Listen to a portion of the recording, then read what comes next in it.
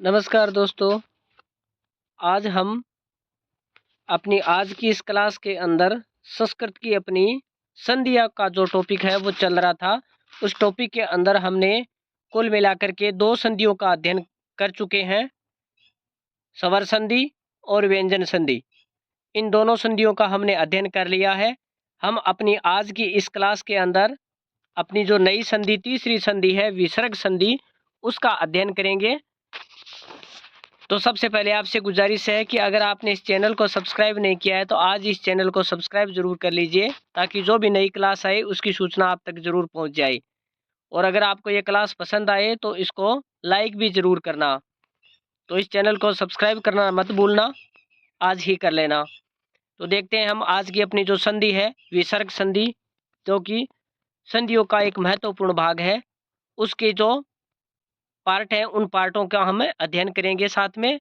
तो देखते हैं अपनी संधि को, विसर्ग संधि। तो क्या है विसर्ग संधि? सबसे पहले हम विसर्ग संधि की परिभाषा को देखते हैं।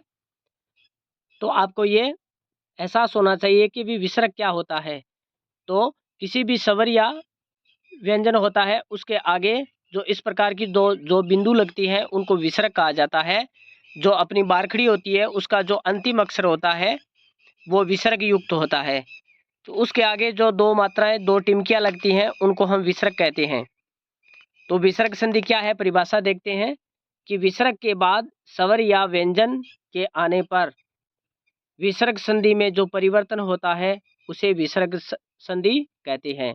कि विसर्ग के बाद स्वर या व्यंजन आने पर कि पहले क्या आना चाहिए, पहले वाले पद के अंत में आपको विसर्ग मिलेगा, और विसर्ग के बाद में अगर आपके सामने स्वर या व्यंजन में से कोई भी आ सकता है, चाहे स्वर आए या व्यंजन आए, तो उस स्थिति में जो विसर्ग के अंदर जो परिवर्तन होता है उसी को हम विसर्ग संधि कहते हैं।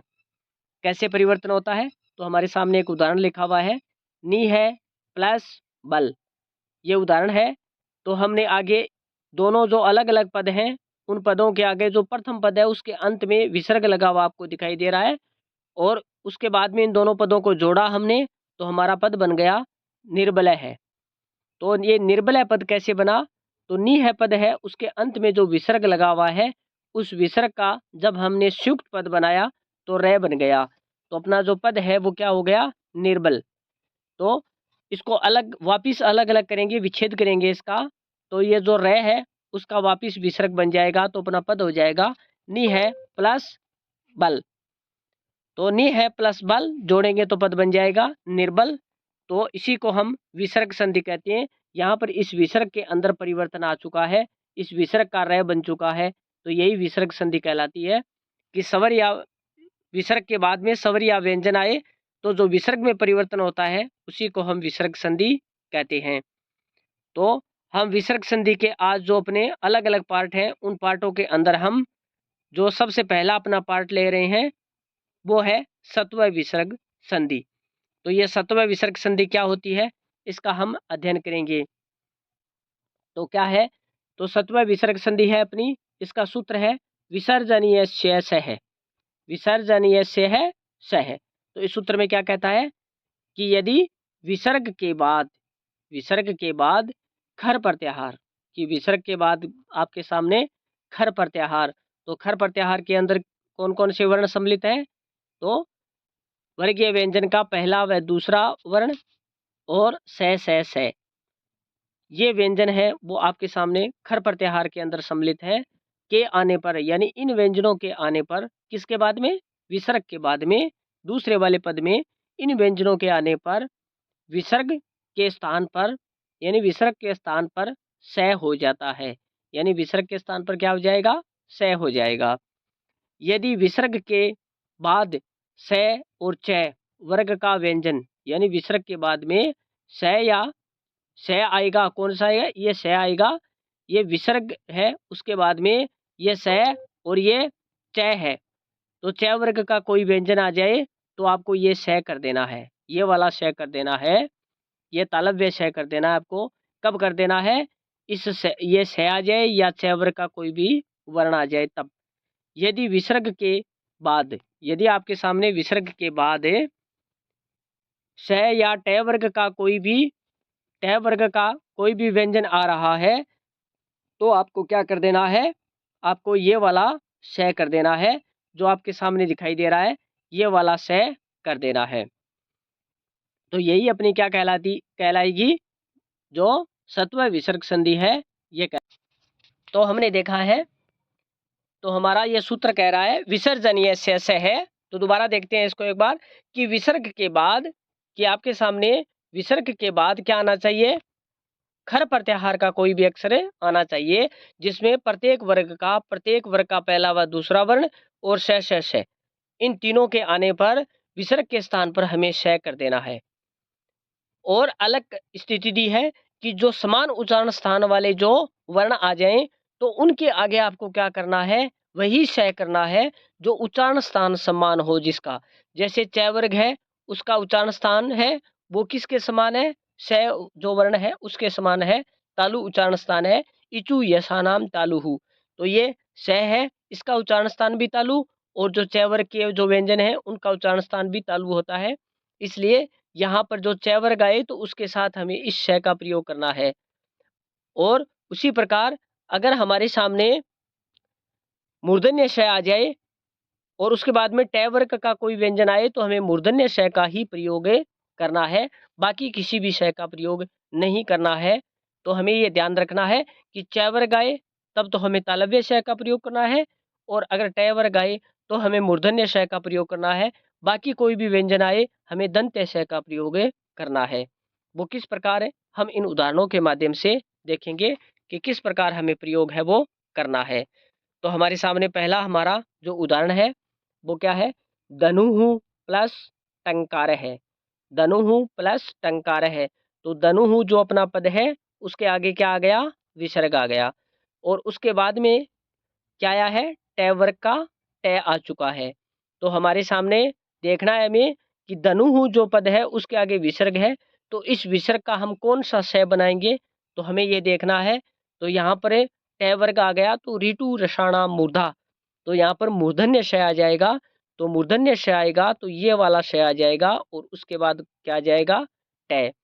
तो हम इन दोनों को जब जोड़ेंगे तो हमारा पद क्या बन जाएगा, इन दोनों को जोड़ेंगे तब हमारा जो जुड़ा हुआ पद है वो इस प्रकार बन जाएगा, धनुष टंकार है। हमारा पद क्या हो जाएगा, धनुष टंकार है।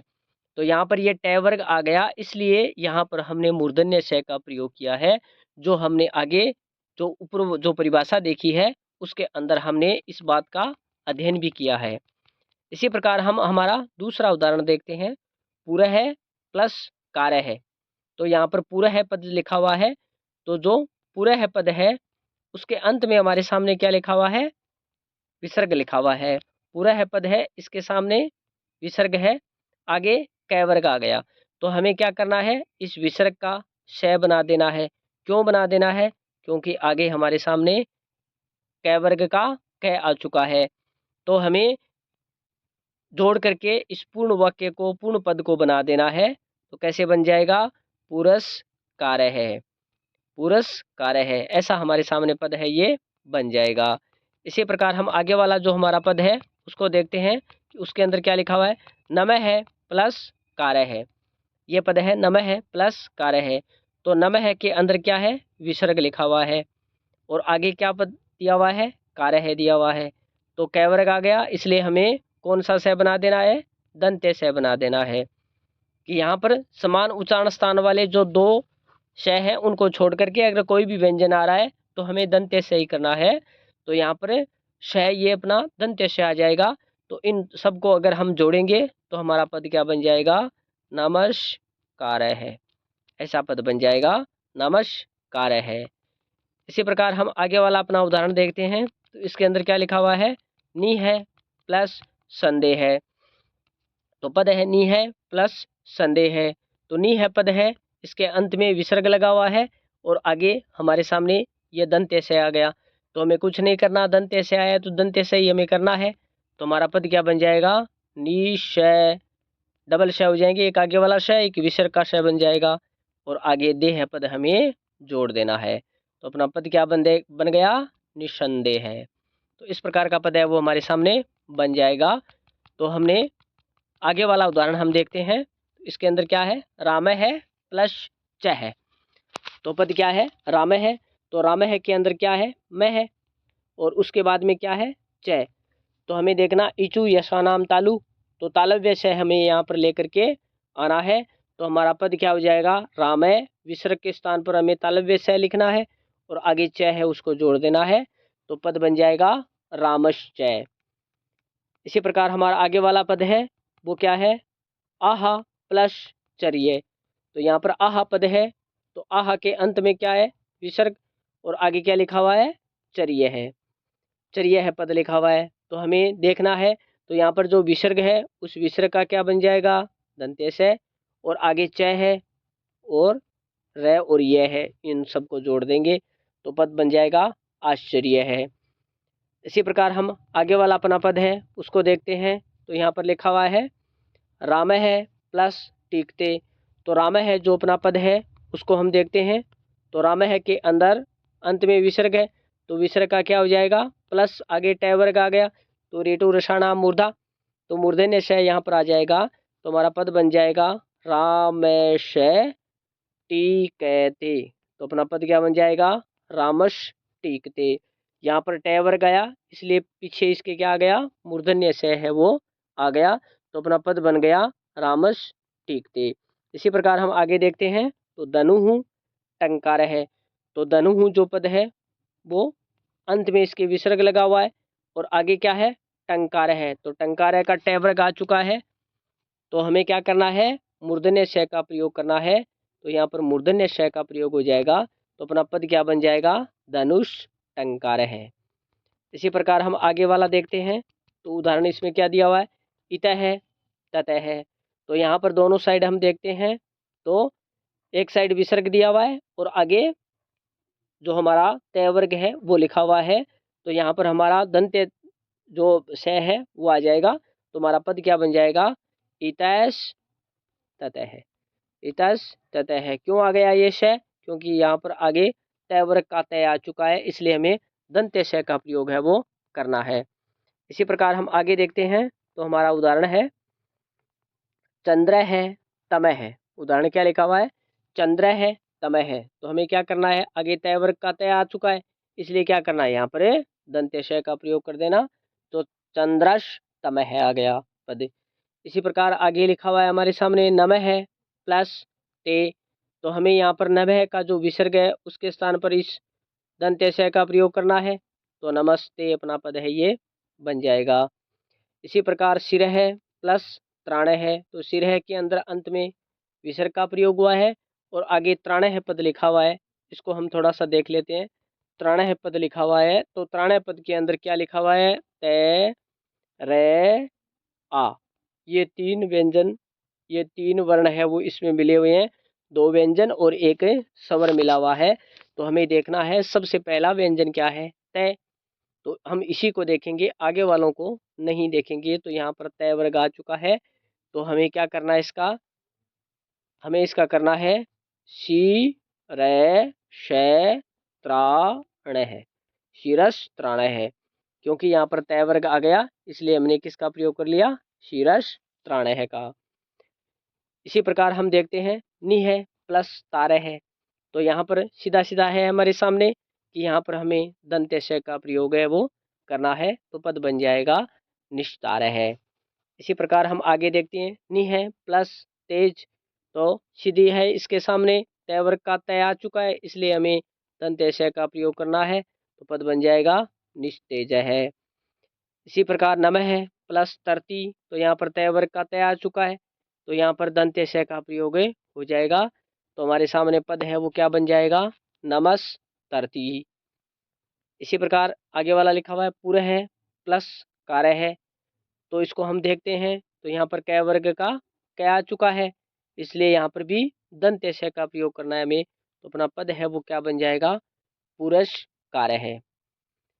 इसी प्रकार हमारे सामने आगे लिखा हुआ है भाहा प्लस कर है, तो सीधा है यहाँ पर कै वर्ग का कै आ चुका है, इसलिए यहाँ पर जो विसर्ग है उसका दंत्य श बन जाएगा, तो अपना पद क्या हो जाएगा, भास्कर है, तो अपना पद हो गया भास्कर है।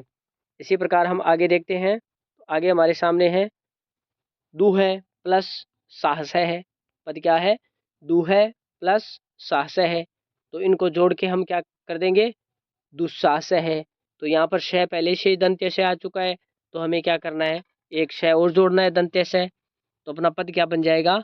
दुस्साहस है। इसी प्रकार ब्रीह है प्लस पति। तो हमारे सामने प वर्ग का प आ चुका है, इसलिए हमें क्या करना है? इस विसर्ग का श कर देना है, दंत्य श हो जाएगा। तो अपना पद क्या बन जाएगा? वृषस। पति पद है वो अपना बन जाएगा। इसी प्रकार हमारे सामने लिखा हुआ है मन है प्लस ताप है। तो यहाँ पर तय वर्ग का तय आ चुका है, इसलिए हमें दंत्य श का प्रयोग करना है। तो अपना पद बन जाएगा मनस ताप है।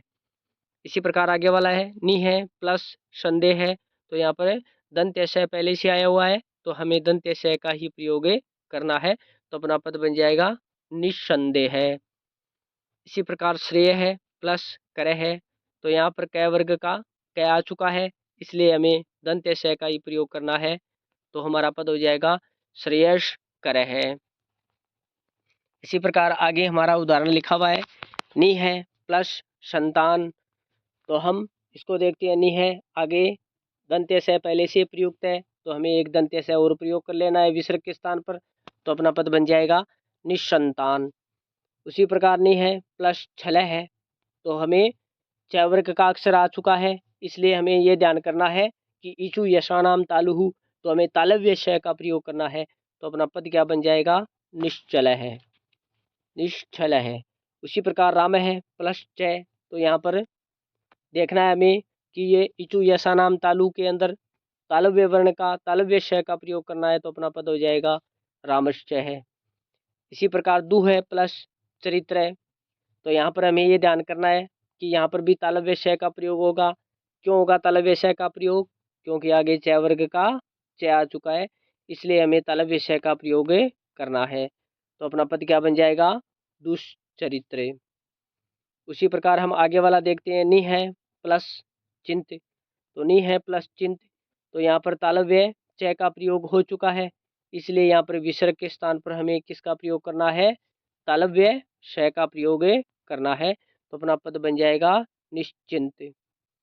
इसी प्रकार आगे देखते हैं हम दु है प्लस शासन है। तो यहाँ पर पहले से ही तालव्य श का प्रयोग हो चुका है, इसलिए हमें भी तालव्य श का एक प्रयोग विसर्ग के स्थान पर और कर देना है। तो अपना पद क्या बन जाएगा?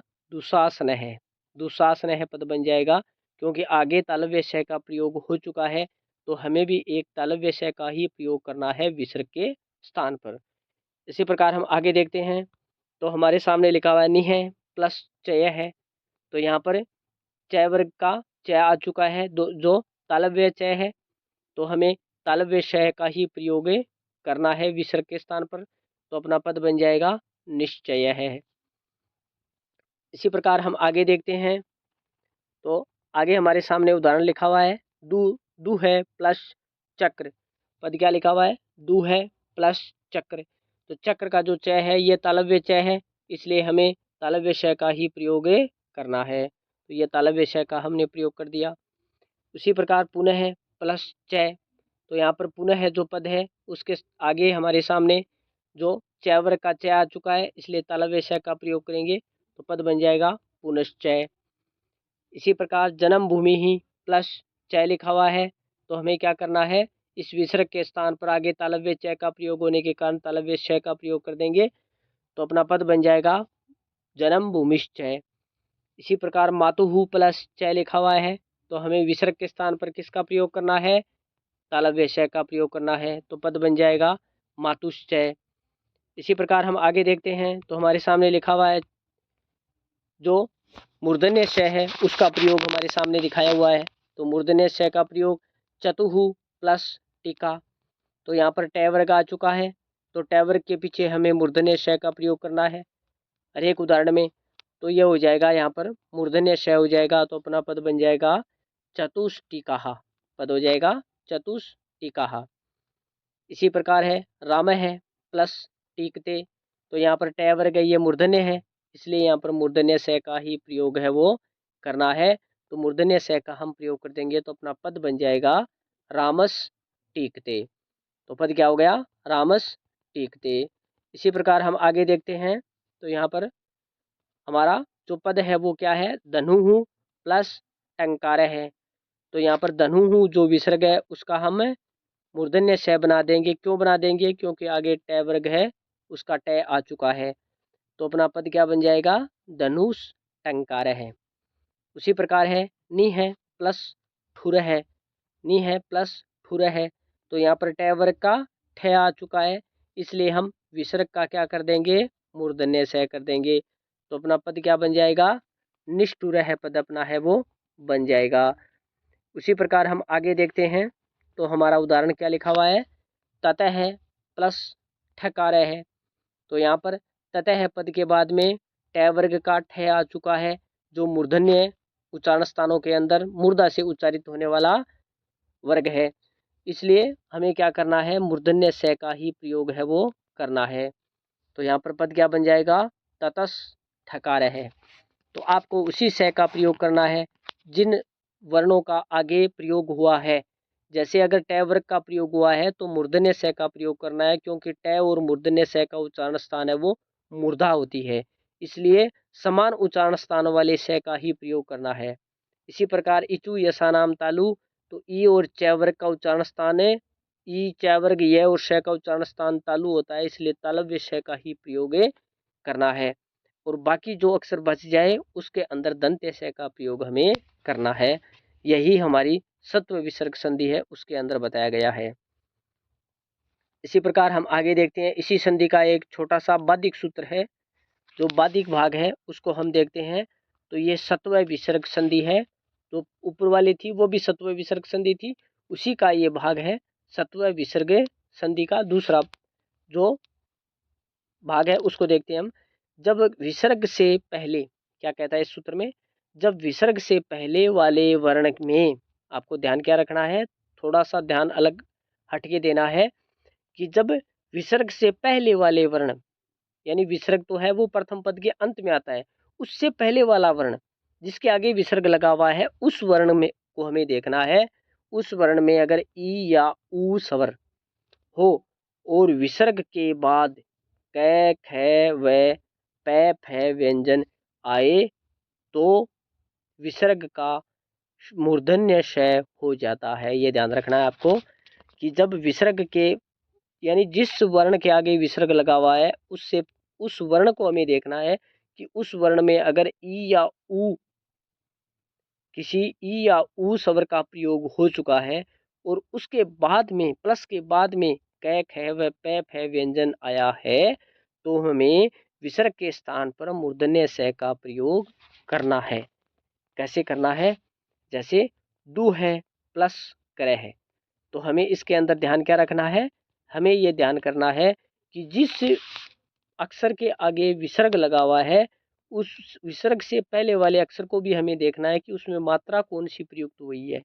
तो यहाँ हमें इस द को देखना है कि इस द में कौन सी मात्रा प्रयुक्त हुई है, कौन सा जो जो स्वर है वो कौन सा इसके अंदर लगा है। तो हम देखेंगे तो द के अंदर द और ऊ, इस प्रकार ये ऊ स्वर है उसका प्रयोग हुआ है, और ऊ के बाद में हमारे सामने करह पद के अंदर क का प्रयोग हुआ है। तो हमारे सूत्र में क्या कहता है? सूत्र में कहता है क ख प फ का प्रयोग हो जाए। कब हो जाए? प्लस के पहले, विसर्ग से पहले आपको ई या ऊ की मात्रा दिखाई दे, तो हमें ऊ की मात्रा भी दिखाई दे रही है प्लस से पहले, यानी प्लस से पहले विसर्ग मिलेगा और विसर्ग से पहले आपको ई या ऊ की मात्रा दिखाई दे, उसके बाद में क ख प फ में से कोई व्यंजन आ जाए, तो वहाँ पर आपको मूर्धन्य स का प्रयोग करना है। जो हमने यहाँ पर मूर्धन्य स का प्रयोग कर दिया है, किसके स्थान पर? इस विसर्ग के स्थान पर। इस विसर्ग के स्थान पर मूर्धन्य स का प्रयोग करना है। कब करना है? जब विसर्ग से पहले वाले जो वर्ण होता है, पहले वाला जो व्यंजन होता है, उसमें ई या ऊ की अगर मात्रा हो तो हमें प्रयोग करना है। ये जो पीछे वाला सूत्र था उसका बाधिक सूत्र है, ये बाधिक जो संधि है वो है। इसी प्रकार का हमारे पास उदाहरण और भी हैं, उनको हम देखते हैं। जैसे हमारे सामने उदाहरण है, दु है प्लस पापय है।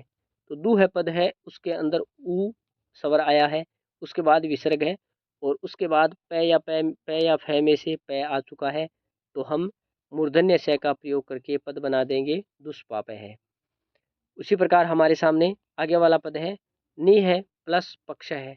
तो नि है के अंदर ई की मात्रा आ चुकी है और उसके बाद विसर्ग है और उसके आगे पे या फे में से पे आ चुका है, तो हमें मूर्धन्य स कर देना है विसर्ग के स्थान पर, तो अपना पद बन जाएगा निष्पक्ष है। उसी प्रकार हम देखते हैं आगे वाला बही प्लस कृत है। तो बही जो अपना पद है, इसके अंदर अगर हम देखते हैं तो यहाँ पर है के अंदर ई की मात्रा का प्रयोग हुआ है, उसके बाद में विसर्ग और विसर्ग के बाद में कै जो व्यंजन है वो आया है, तो हमें क्या कर देना है मूर्धन्य स का प्रयोग कर देना है विसर्ग के स्थान पर। उसी प्रकार हमारे सामने पद लिखा हुआ है अविही प्लस कार्य है। तो यहाँ पर अविही जो पद है उसके अंदर ई का प्रयोग हुआ है, उसके बाद विसर्ग और उसके बाद में कै या ख में से कै का प्रयोग हुआ है, तो हमें मूर्धन्य स लगा देना है आविष्कार है। उसी प्रकार दुह पद है, उसके अंदर ऊ का प्रयोग हुआ है, उसके बाद विसर्ग और फिर आगे पै या फे में से पै आ चुका है, तो अपना पद बन जाएगा दुष्प्रभाव है। इसी प्रकार आगे उदाहरण है नि है प्लस कलंक। तो नि है पद है, उसके आगे विसर्ग लगा हुआ है और नि है के अंदर ई की मात्रा प्रयुक्त हुई है, तो हमें विसर्ग के स्थान पर मूर्धन्य स कर देना है, तो पद बन जाएगा निष्कलंक। उसी प्रकार नि है प्लस फल। तो नि है जो अपना पद है उसके अंदर ई की मात्रा प्रयुक्त हुई है, उसके बाद में विसर्ग और विसर्ग के बाद में पे या फे में से फे आ चुका है, तो हम विसर्ग के स्थान पर मूर्धन्य स प्रयुक्त कर देंगे, तो अपना पद बन जाएगा निष्फल है। उसी प्रकार नि है पद आ गया हमारे सामने, उसके बाद विसर्ग, इसमें ई की मात्रा है और कपट का क आ चुका है, तो हमें पद बना देना है निष्कपट। इसी प्रकार हम आगे देखते हैं तो हमारे सामने पद लिखा हुआ है बही प्लस कृत। तो बही जो पद है उसके अंदर यहाँ पर आगे विसर्ग का प्रयोग हुआ है और उससे पहले ई या ऊ में से ई आया है, तो हम जोड़ करके बना देंगे बहिष्कृत पद है वो बना देंगे। उसी प्रकार दु है प्लस कर्म।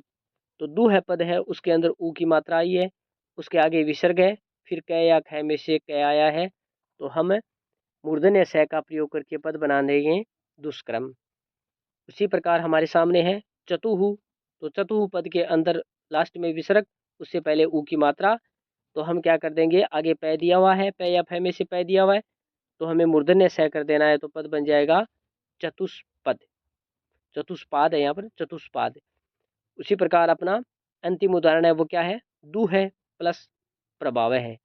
तो दु है पद है, उसके अंदर ऊ की मात्रा, उसके आगे विसर्ग का प्रयोग हुआ है और उसके बाद में प्र पद का प्रयोग हुआ है, तो प्र के अंदर पहला व्यंजन है वो क्या है पै है, तो हमें क्या कर देना है इस विसर्ग के स्थान पर मूर्धन्य स का प्रयोग कर देना है, तो अपना पद बन जाएगा दुष्प्रभाव है। तो इस प्रकार हम क्या करेंगे हमारी जो विसर्ग संधि है उसको हल करेंगे। तो हमने आज विसर्ग संधि की शुरुआत की है। तो विसर्ग संधि क्या होती है उसको हमने सबसे पहले देखा कि विसर्ग के बाद स्वर या व्यंजन आ जाए तो विसर्ग में जो परिवर्तन होता है उसे ही विसर्ग संधि कहते हैं। और उसके बाद में हमने विसर्ग संधि के जो दो प्रकार हैं उनको देखा है। तो पहला प्रकार था जो सत्व विसर्ग संधि है उसको देखा हमने और उसके उदाहरणों को देखा है। और उसके बाद में दूसरी जो संधि है वो मूर्धन्य स की सत्व विसर्ग संधि है, उसको हमने देखा है। तो उम्मीद है आपको ये क्लास पसंद आई होगी। अगर पसंद आए तो इस चैनल को लाइक और सब्सक्राइब ज़रूर करना। धन्यवाद।